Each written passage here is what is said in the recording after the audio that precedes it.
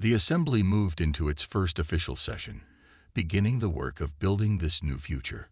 Outside the dome, ships from 100 worlds moved in peaceful formation, their crews working together to map new trade routes and exploration paths. Humanity had returned to the stars not as conquerors seeking vengeance, but as guardians ensuring freedom. They had settled the score not by repeating the cycles of the past, but by breaking them completely. As Dr. Jai Yun watched the proceedings, she smiled. The ancient artifacts that had started this journey had led not to destruction, but to rebirth. The galaxy had indeed shuddered when humans came to settle the score, but it had been the shudder of awakening, not of fear. The age of oppression was over. The age of cooperation had begun. And this time, it would last. Hours passed as the Imperial fleet's advanced sensors probed every corner of human space. Officers came and went, bringing reports that all said the same thing. The humans had no significant military capabilities. They were, by all measurable standards, helpless before the might of the Empire. "My lord," Du Hyun finally said, "there is one unusual reading we can't quite explain." He highlighted a section of the scan data. "Some of their mining vessels are emitting energy signatures we've never seen before. Our computers can't classify them." Kaiho leaned forward, studying the readings. "Some new form of weapon. Unknown, sir. The energy patterns don't match any known weapon system. They're more similar to, well, to their mining equipment. But there's something about them our sensors can't quite analyze." The Grand Marshal felt something he hadn't experienced in centuries. Uncertainty. The humans were clearly inferior in every way, yet they acted as if they held all the advantages. Their ships moved without apparent purpose. Their vessels continued civilian operations as if the Imperial fleet didn't exist, and that laughter. "Send a probe," Keiho ordered suddenly. "Just one. Target one of their outer mining stations. Let's see how they react to a show of force." As the probe launched toward its target, Keiho watched the human vessels carefully. They made no move to intercept it. They didn't even seem to notice it. Their ships continued their apparently random movements, their mining operations continued uninterrupted, and their communication channels remained filled with casual civilian chatter. "Either they are fools," Keiho said quietly, "or they know something we don't." His mandibles clicked again. "And I have never encountered a species of fools that achieved space travel." The probe was approaching its target now. Soon, they would have their answer. But deep in his armor-plated chest, Grand Marshal Keiho felt something he hadn't experienced since his first battle, a creeping sense of dread. The laughter of the humans echoed in his memory, and for the first time in centuries, he wondered if perhaps the Empire had made a terrible mistake. Deep within the asteroid belt between Mars and Jupiter, hidden inside what appeared to be an ordinary mining facility, Commander Haenul watched the tactical display with a satisfied smile. The massive holographic projection showed hundreds of human ships moving across the solar system in what seemed like complete chaos. Mining vessels changed course without warning. Cargo ships took unnecessarily long routes between planets. Passenger liners altered their speed randomly. To any outside observer, it looked like humanity had collectively forgotten how to pilot their vessels properly. "Alpha Group, adjust your mining pattern by 3 degrees, Haenul ordered calmly. "Beta Group, increase speed by 12% for exactly 43 seconds, then resume standard velocity." Her voice was steady, almost cheerful, as she continued orchestrating what appeared to be madness. The command center buzzed with quiet activity. Officers at their stations monitored the movements of both human and Imperial ships, making tiny adjustments to their carefully planned chaos. The room itself was carved directly into the asteroid, its walls lined with screens showing every aspect of their operation. A door slid open with a soft hiss, and Operations Director Sunmai entered. Her uniform was crisp, her expression curious as she observed the tactical display. "Status report?" she asked, walking to stand beside Haenul. "Phase 1 is proceeding exactly as planned," Haenul replied, gesturing to the display. The Empire's tactical AI is doing exactly what we predicted, attempting to identify patterns where there are none. They're completely missing what's actually happening. She highlighted a section of the display showing the Imperial fleet's sensor suites. They've run the same analysis 17 times in the last hour. Sun Mi nodded, watching as a mining vessel suddenly changed its course for seemingly no reason. And our real preparations. Sun Mi looked up from her readings, eyes bright with understanding. Yes, sir. They reset to the same cycle every time they regenerate. Their technology is powerful but predictable. Lieutenant Lee, bring up the debris field analysis. The tactical display shifted, showing hundreds of pieces of destroyed colonial infrastructure floating in complex patterns. Park studied the field intently, a plan forming in his mind. Sir, Lee interjected, the Krell are moving to cut off our escape vectors. Good. Park's response drew surprised looks from his bridge crew. They think they know what we're going to do. Let's show them how humans fight when cornered. He quickly outlined his plan. The crew dubbed it the Sewell Gambit, a complex series of maneuvers using the debris field not just as cover, but as a weapon. The Dauntless would need to execute precise movements while timing their shots perfectly with the Krell shield cycles. It's insane, Lee said, then smiled. They'll never expect it. Park keyed the ship-wide comm. All hands, secure for extreme maneuvers. Engineering, I need everything you can give the engines. This is going to get rough. The Dauntless's engines flared to life as Lee took them into the debris field at full speed. Pieces of destroyed platforms and satellites whirled around them as she threaded the ship through impossibly tight gaps. The Krell ships followed, their bulk making them slower to maneuver. First target approaching optimal firing position. Sun Mi reported, monitoring the shield cycles. 15 seconds to synchronization. Park watched as the nearest Krell ship grew larger on their view screen.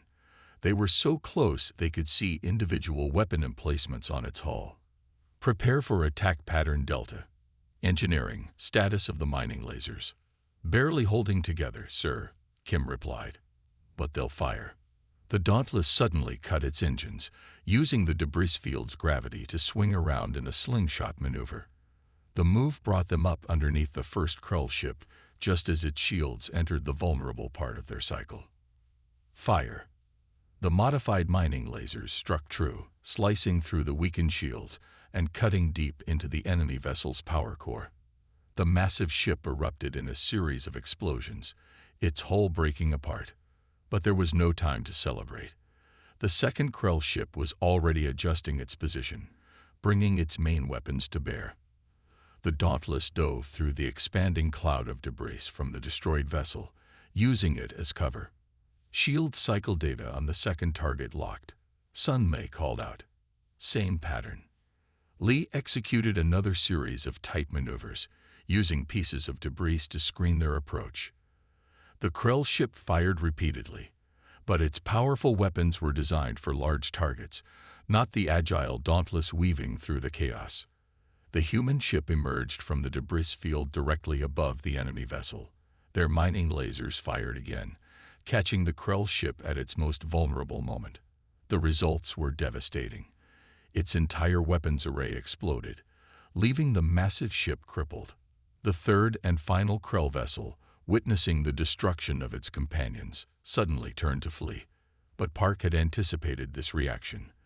The Dauntless was already moving to cut off its escape route, positioning itself perfectly for a precision strike on the enemy's engines. One more shot, Park said calmly. Make it count. The mining lasers fired one last time, their energy beams striking the Krell ship's engine housing just as its shields cycled. The massive vessel's propulsion systems exploded, leaving it dead in space. Silence fell over the Dauntless's bridge as the crew realized what they had accomplished. 3 enemy ships, each many times their size and technological capability, had been defeated through human ingenuity and courage. Send to Fleet Command, Park ordered, allowing himself a small smile. The Krell are not invincible. Repeat, the Krell are not invincible. As damage control teams rushed to repair their battered ship, the crew of the Dauntless knew they had just changed the course of the war. They had proven that sometimes the greatest victories come not from superior strength or technology, but from the willingness to try the impossible. The battle that would become known as the Sewell Gambit marked the beginning of humanity's rise as a major power in the galaxy. But for the exhausted crew of the Dauntless, it was simply proof of what they had always believed, that courage, creativity, and determination could overcome any odds. Subspace communications lit up across the galaxy as news of the impossible victory spread.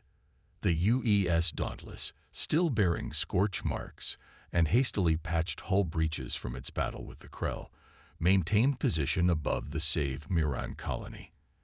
Engineering teams worked around the clock to repair the damage, while Commander Park spent hours sending detailed reports of their encounter back to Fleet Command. "Sir, you need to see this," Lieutenant Lee called out from her station. She brought up the long-range sensor display, showing multiple ships dropping out of FTL at the edge of the system. Park straightened in his command chair, muscles tense. Identity. "First group appears to be Astra vessels," Lee reported, her eyes widening. "3 of them. And behind them." "Sir, I'm reading Nor bioships." "At least 5. The bridge crew watched in amazement as more ships continued to arrive. The Astra vessels were beautiful things, their crystalline hulls refracting starlight like massive diamonds. The Nor ships were equally impressive, but completely different, organic vessels that looked more like space-going whales than conventional spacecraft. "We're receiving transmission requests from both fleets," Communications Officer Baiho announced. "They're asking permission to approach." Park nodded. "Put them through to the main screen."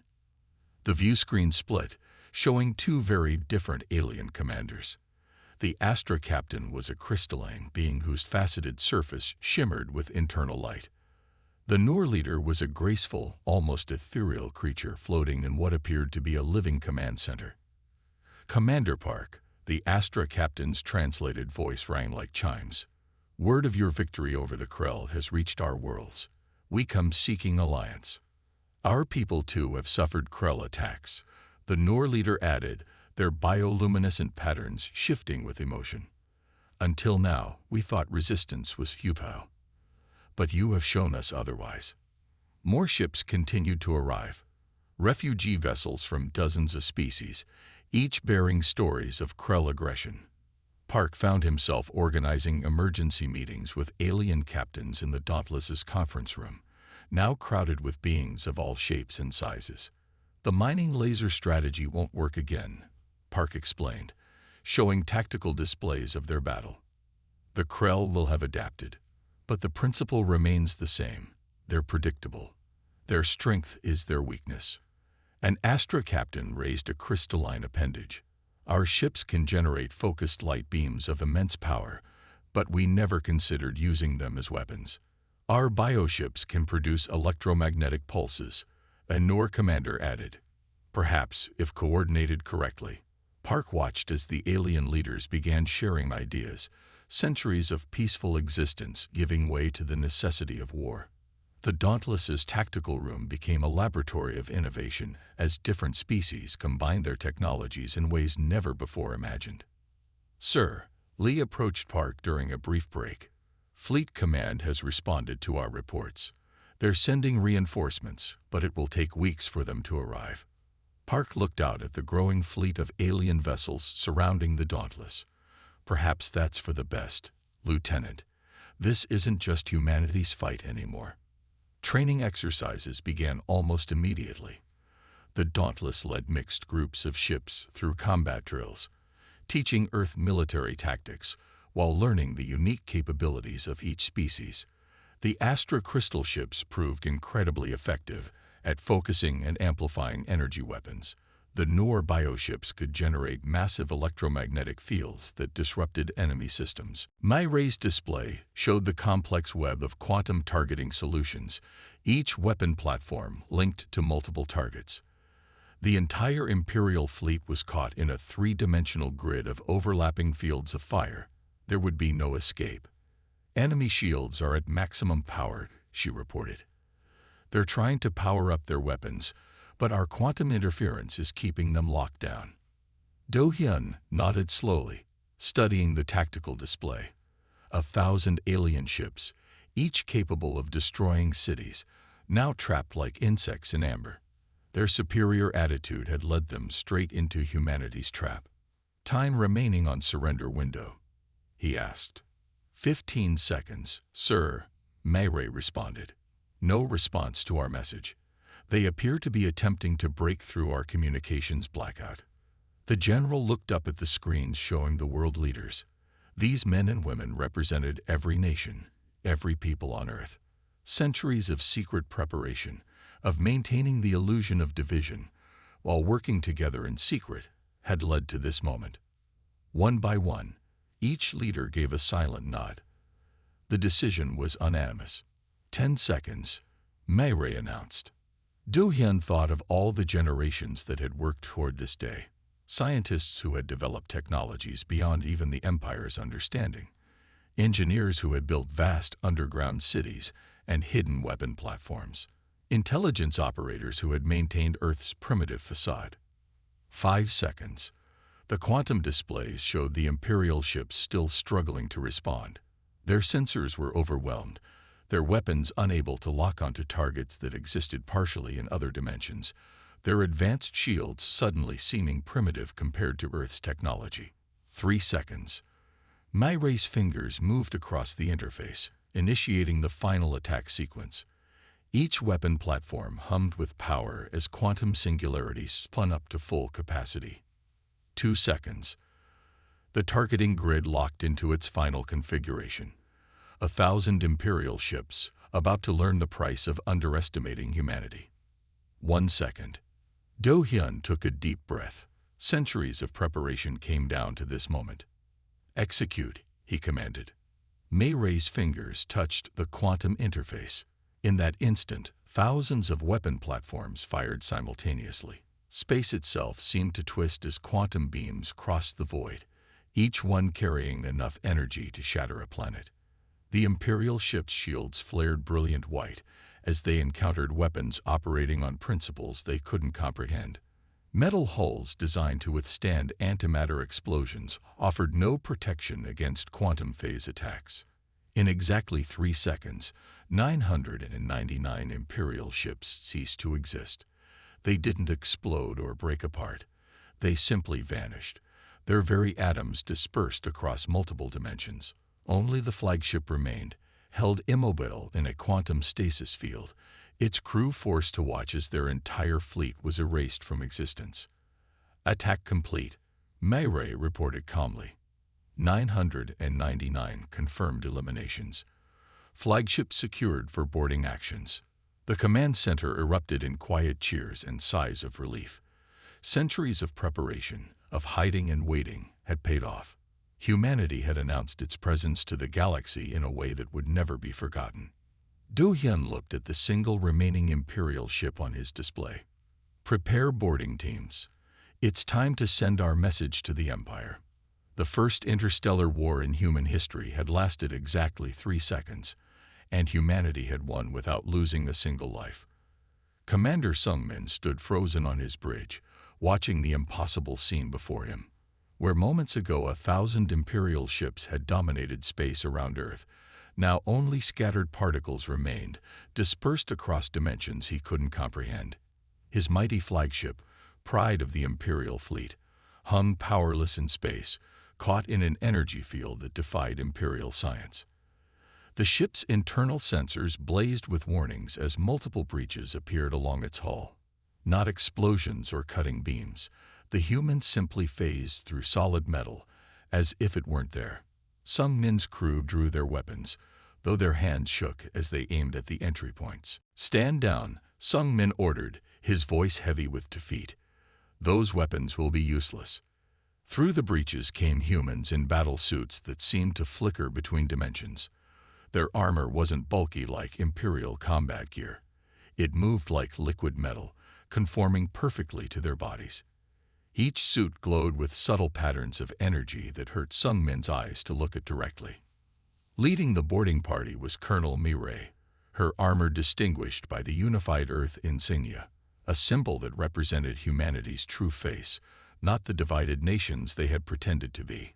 She moved with casual grace, the artificial gravity and life support systems of the Imperial ship having no effect on her suit's function. Commander Sungmin, Mireille's voice carried clearly despite her sealed armor. Your ship is now under Earth's control. Any resistance will be met with the same response your fleet just witnessed.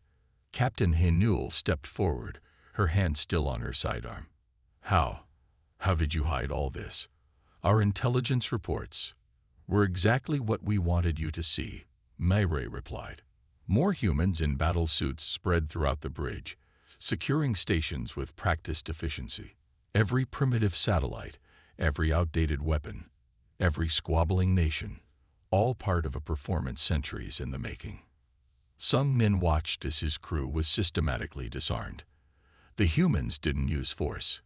Their suits simply generated localized fields that caused Imperial weapons to dissolve into component atoms. Your technology, he said quietly. It's impossible. No civilization could advance this far without being noticed. Mireille's helmet retracted like liquid flowing backward, revealing her face. We detected your first probe 200 years ago. Instead of announcing ourselves, we chose to watch and learn. Everything you thought you knew about Earth was carefully crafted to bring you here today. More boarding teams reported in from throughout the ship. The humans weren't just securing the vessel, they were downloading its entire database, accessing systems that the Imperio thought were impenetrable. The divided nations, Hainul asked. The primitive weapons, the nuclear missiles, props, Mireille said simply. Very convincing ones.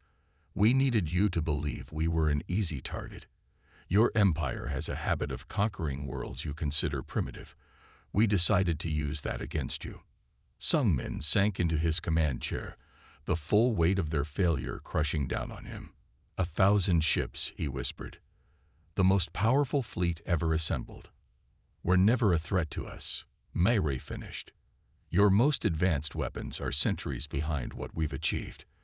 While you were watching our fake military bases, our real technology was so far beyond your sensors' capability to detect that you literally couldn't see it. The human boarding teams had finished securing the ship. Through the view screen, Sung Min could see more of their advanced vessels decloaking. Ships that made his flagship look like a primitive construction by comparison. What happens now? He asked. Mireille's expression was neither triumphant nor cruel, simply professional. Now you carry a message back to your empire. Humanity is not primitive, not divided, and not interested in becoming part of your civilization. We've watched you long enough to know what you are, and we chose to remain hidden until we were ready. She gestured, and a quantum field surrounded Sung Min and his senior officers. You'll be given proof of what happened here, proof that can't be denied or altered. The galaxy needs to understand that humanity's isolation was a choice, and that choice has now ended. As Sung Min was led away from his bridge, he took one last look at Earth through the view screen. The planet's seemingly primitive exterior was gone, replaced by the true face of human civilization.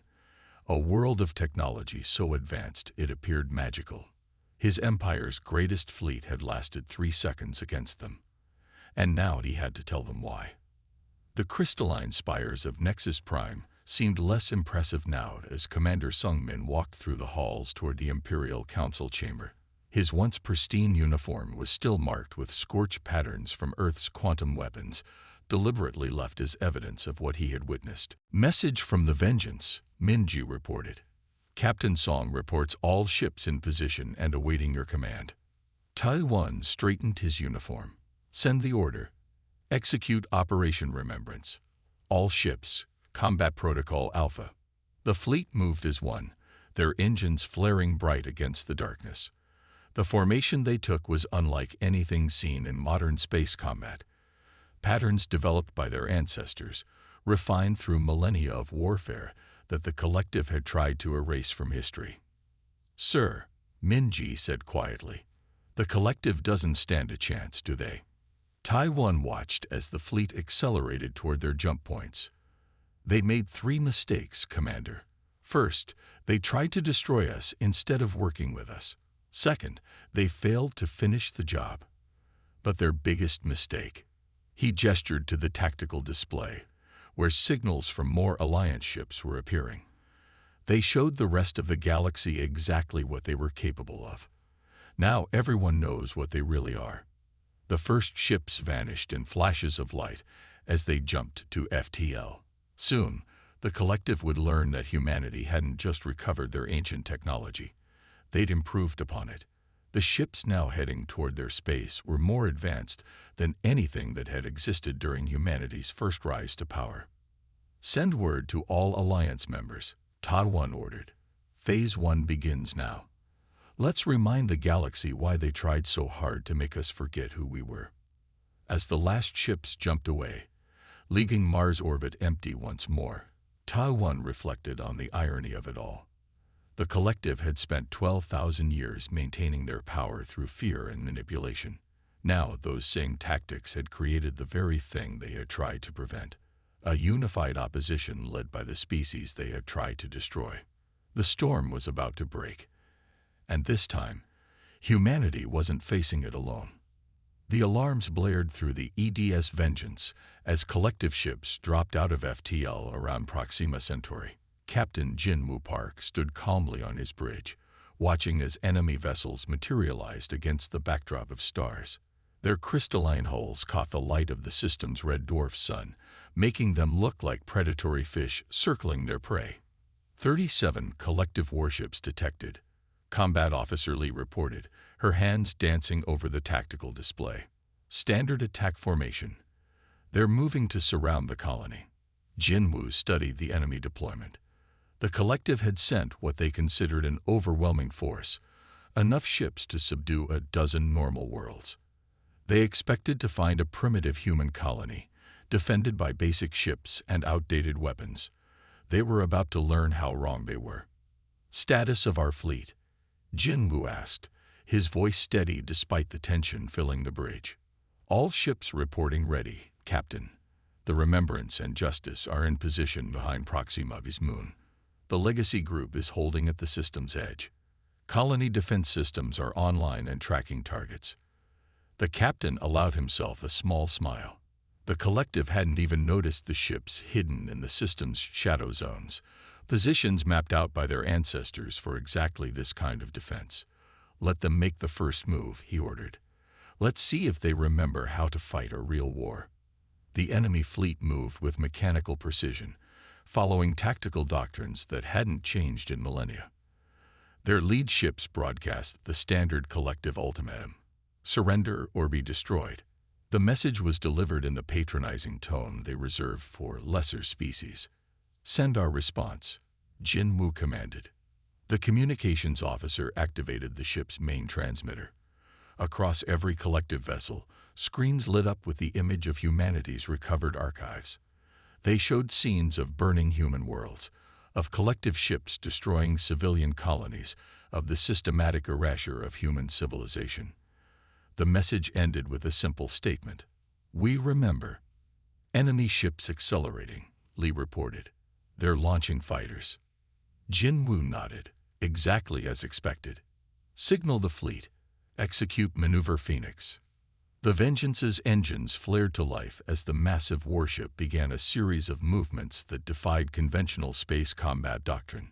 Instead of meeting the enemy head-on, the human vessels seemed to scatter in random directions.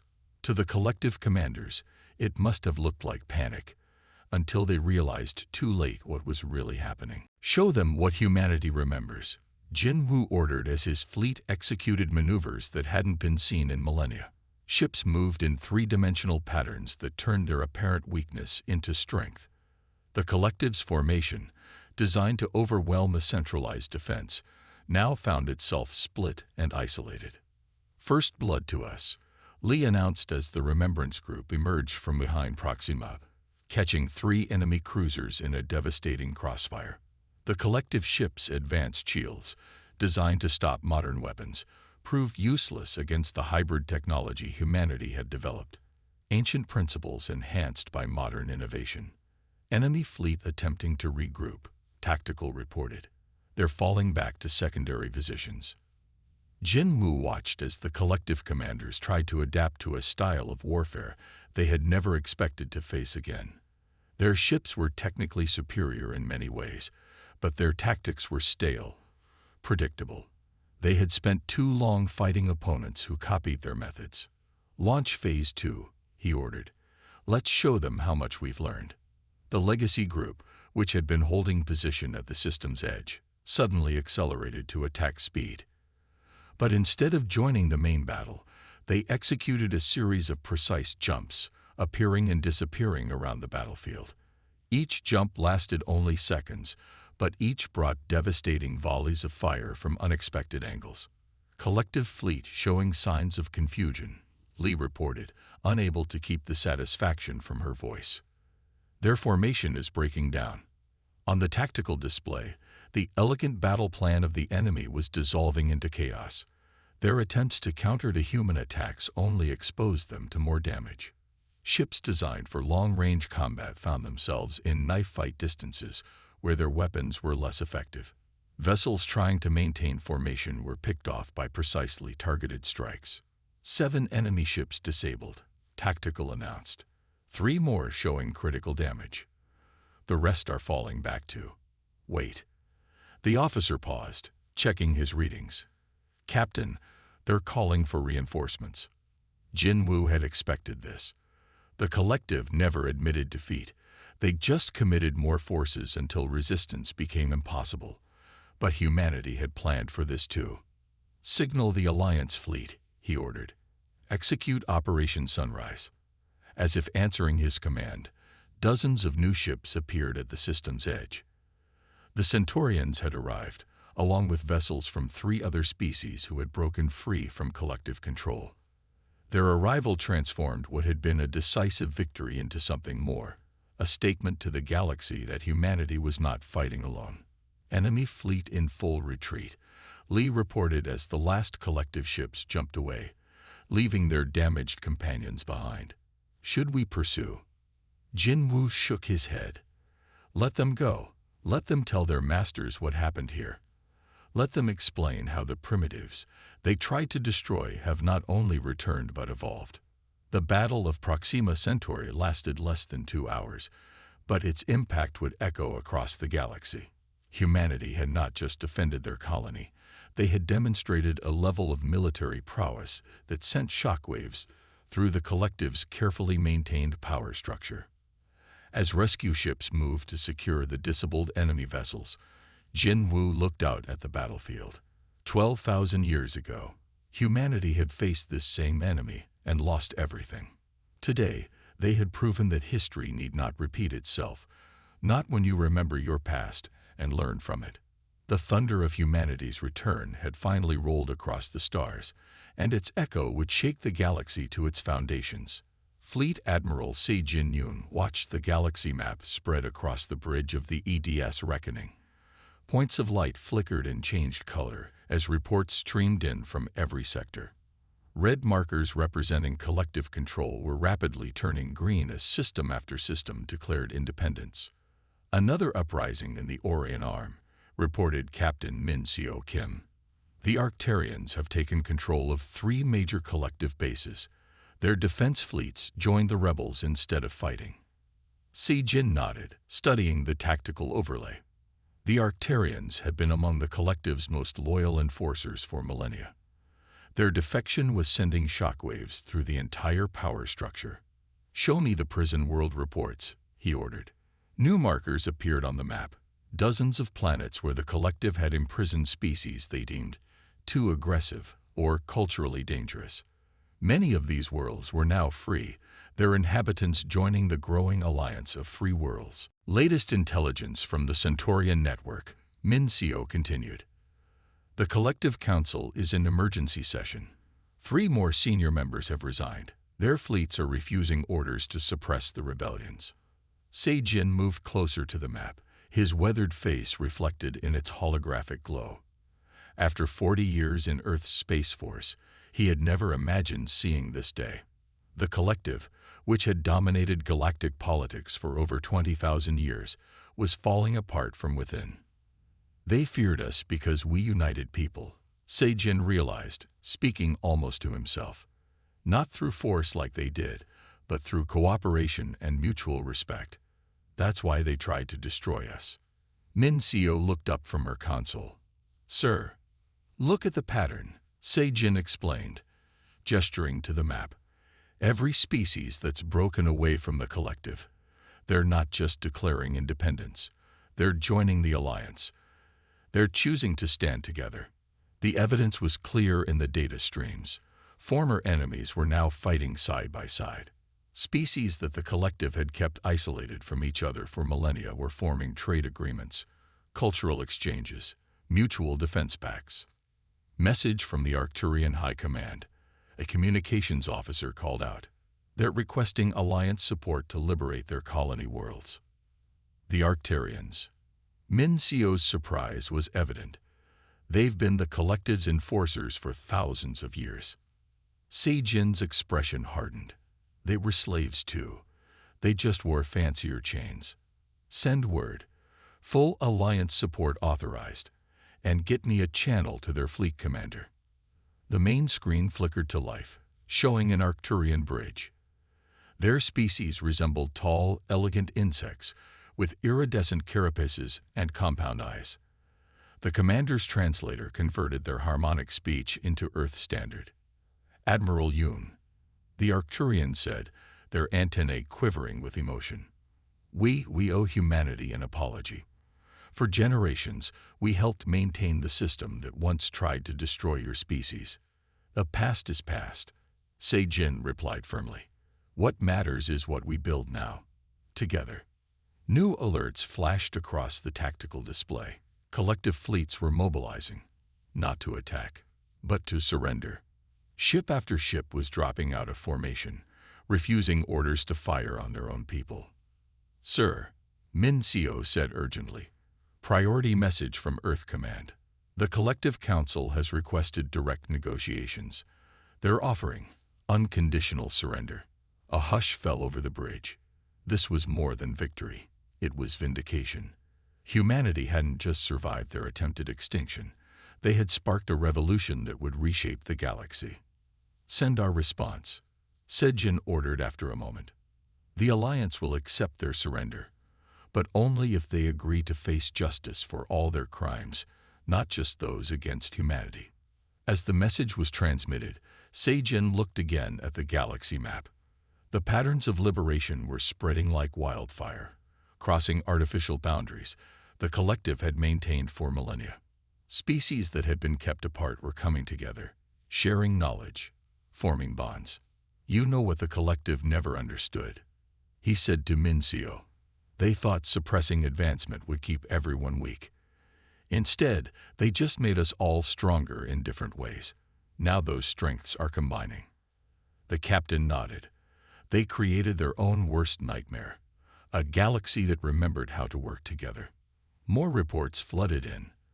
The collective's carefully maintained barriers were crumbling. Trade routes reopened. Ancient alliances were remembered and renewed. The galaxy was awakening from a long, enforced slumber. Set course for Earth, Seijin ordered. The Council will want to coordinate the transition. We need to make sure this change brings freedom, not chaos. As the Reckoning's engines powered up, Seijin took one last look at the tactical display. The pattern was unmistakable now, not just victory, but transformation. The collective had spent 20,000 years trying to prevent exactly this, a galaxy united not by force or fear, but by choice and mutual respect. They had failed, and in their failure, they had proven why humanity had been such a threat to them in the first place. Because humans didn't just fight for themselves, they fought for everyone's right to be free. The price of pride was being paid, not just by the collective, but by everyone who had forgotten that true strength comes from standing together, not standing alone. The galaxy was changing, and this time it would change for the better. The grand hall of the Galactic Assembly on Mars stretched toward the stars, its transparent dome offering a view of both the red planet's surface and the endless space beyond. The architecture blended styles from 100 worlds, graceful Centaurian arches meeting sturdy Arcturian supports, all built upon foundations that echoed humanity's recovered past. President Hai-Jin Quan stood at the central podium, looking out over the assembled representatives of nearly 300 species. Former enemies sat side by side. Collective loyalists next to resistance fighters, ancient rivals sharing information and resources. The change that had swept through the galaxy had transformed more than just political boundaries. Dr. Jai-Yun Lee watched from her seat in the science section, hardly believing that the artifacts she'd discovered in that Martian chamber had led to this moment. 10 years had passed since she'd first decoded those ancient coordinates, yet the memory remained vivid. "The war is over," Hai-Jin began, her voice carrying clearly through the vast chamber. "But our work, our real work, is just beginning." The president gestured to the holographic display behind her, showing images from across the galaxy. New trade routes connected previously isolated systems. Former prison worlds were being transformed into centers of learning.